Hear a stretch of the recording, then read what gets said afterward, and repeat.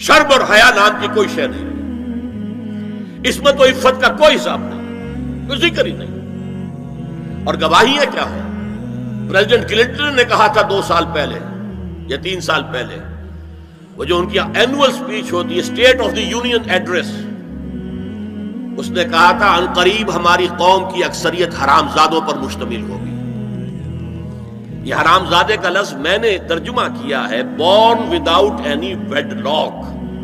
ایک تو ہوتا ہے ایک مرد اور عورت کی شادی ہوئی ہے، نکاح ہوا ہے، پھیرے پڑے، کچھ بھی ہوا ہے، لیکن اعلانیہ طور پر وہ اب شوہر اور بیوی کی حیثیت سے ہے، تو ان کی اولاد ہو رہی ہے، جائز اولاد ہے۔ ایک بغیر شادی کی اولاد ہو رہی ہے تو یہ حرامی ہے، حرام زادے ہے۔ انہوں نے کہا کہ ہماری قوم کی اکثریت حرام زادوں پر مشتمل ہوگی۔ ہومو سیکسولیٹی، لیسبینز، گیز، اور بالکل ڈکلیئر کرتے ہیں، پادری ڈکلیئر کرتا میں گے ہوں، سینیٹر ڈکلیئر کرتا میں گے ہوں، انہیں کوئی شرم ہی نہیں، اس کے اندر کوئی حجاب نہیں، اعتراف کرنے کے اندر کہیں بھی کسی طرح کی رکاوٹ نہیں، ہچکچاہٹ ہی نہیں۔ یہ جس کو کہا جائے گا پرمیسیو ہیڈونزم، جنسی لذت ہر طریقے سے حاصل کی جا سکتی ہے۔ زنا بالرضا ہو تو کوئی جرم ہے ہی نہیں، ہاں زنا بالجبر ہو تو جرم ہے، بالرضا ہو کوئی جرم نہیں، جرم ہے ہی نہیں سرے سے۔ ساری اخلاقی اقدار کو اس طریقے سے انہوں نے ملیا میٹ کر دیا ہے۔ البتہ ابھی یہ تیسرا معاملہ کچھ عالم اسلام کی حد تک ابھی پورا ان کا پروگرام مکمل نہیں ہو سکا۔ ہمارے ہاں ابھی کچھ خاندانی نظام کی بنیادیں باقی ہیں، کچھ والدین کا ادب ہے، ان کی عزت ہے، ان کی خدمت کو انسان اپنے لیے سعادت سمجھتا ہے، بیوی اور شوہر کے درمیان محبت، الفت، باہمی اعتماد کی کچھ فضا ہے، خاندانی نظام ہے۔ اگرچہ تیزی سے بگڑ رہا ہے نظام ہمارا، اور ہمارا ایلیٹ طبقہ اوپر کا جو ہے وہ مغرب کے طرز پر جا چکا ہے، لیکن ہماری مڈل کلاسز میں، لوور کلاسز کے اندر ابھی کچھ اقدار ہیں شرم کی، حیا کی، عصمت کی، عفت کی۔ آپ پورا زوردار طریقے پر مہم چلا رہے ہیں کہ مسلمان ممالک سے بھی یہ ساری اقدار ختم کر دی جائے۔ چنانچہ نوٹ کیجئے، قرآن مجید میں 2 جگہ پر اللہ تعالیٰ نے اہل مکہ کو وارن کیا تھا۔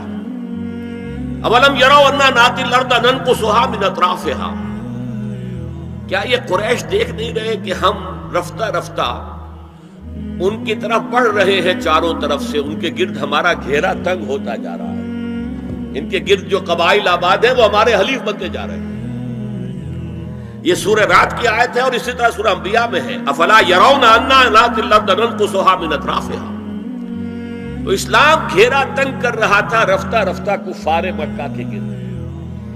آج یہ برعکس ہے کہ یہ مغرب اور امریکہ کی عظیم قوت کو استعمال کرتے ہوئے، سول سپریم پاور آن ارتھ، آج یہ ہمارے گرد گھیرا تنگ کرتے چلے آ رہے ہیں کہ ہمارا معاشرتی نظام بھی تلپٹ ہو جائے، درہم برہم ہو جائے، ہماری اقدار بھی ختم ہو جائیں، ہمارے ہاں بھی عورت اور مرد بالکل برابر ہونے کے مدعی ہو کر میدان میں آ جائیں، عورت مرد بن جائے، مرد عورت بن جائے، مردوں کی شادیاں ہو جائیں کہ ایک مرد شوہر اور ایک مرد بیوی، اور رجسٹر ہو جائے شادی، لیسبینز کی شادیاں ہو جائیں کہ ایک عورت شوہر، ایک عورت بیوی، اور رجسٹر ہو جائے شادی۔ یہ سارا کام ناتی الارض ننقصها من اطرافها، اس کی مثال کیا ہے کہ پہلے اس پروگرام کے تحت 1994 میں کانفرنس ہوئی قاہرہ میں، عرب ورلڈ کا وہ مرکز ہے،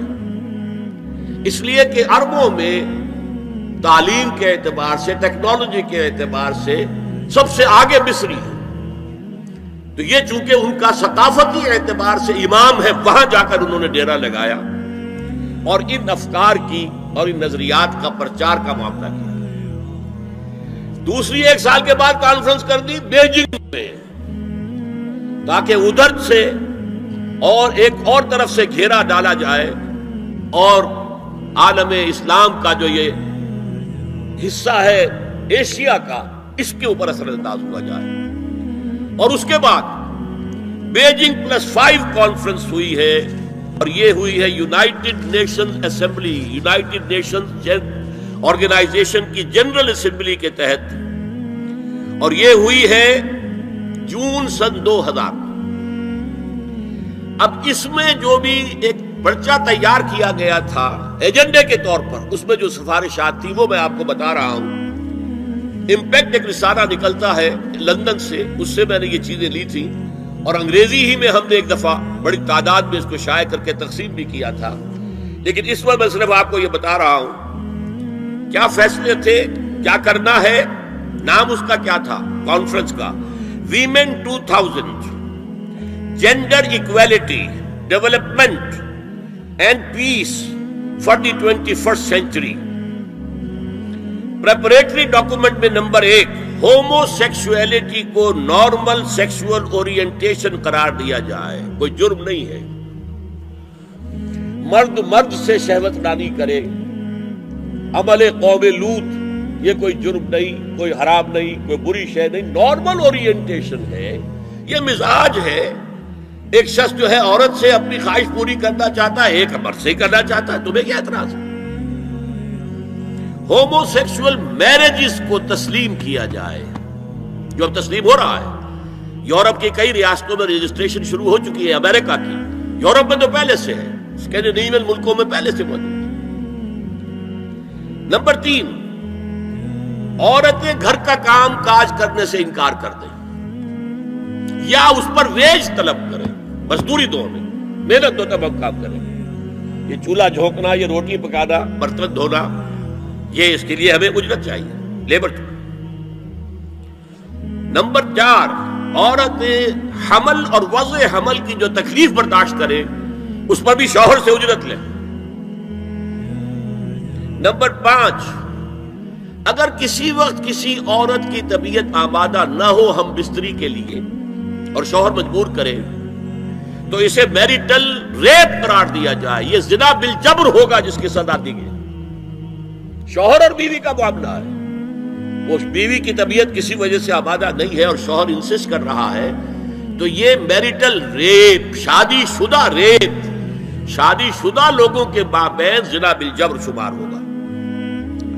نمبر 6 پروسٹیٹیوشن کو ایک باعزت پیشہ مانا جائے اور ان کو پروسٹیٹیوٹس نہ کہا جائے بلکہ سیکس ورکرز، سیکسول ورکرز۔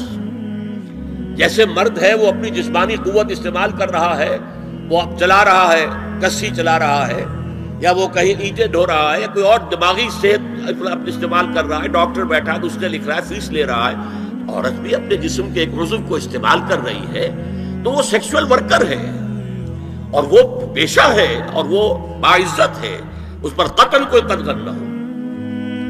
7 وراثت اور طلاق میں بالکل برابری، کوئی فرق نہیں۔ اب یہ خاص چیز تو معلوم ہوتا ہے کہ اسلام ہی کو ہدف بنا کر انہوں نے ایجنڈے میں شامل کیا۔ اس کا نام ہے سوشل انجینئرنگ، معاشرتی تعمیر نو۔ پرانی تعمیر، وہ جو مولانا روم نے کہا تھا کہ اگر کوئی پرانی عمارت ہے نئی بنانی ہے تو پہلے گرانی پڑے گی، اولا تعمیر را ویرا کنن، تو پہلی تعمیر گرائیں گے تو دوسری بنے گی۔ لہذا یہ سارا سٹرکچر جو ہے سوشل، یہ ختم کر کے یہ نئی سوشل انجینئرنگ ہے جو ہمیں کرنی ہے، اور اس کا سب سے بڑا ٹارگٹ عالم اسلام۔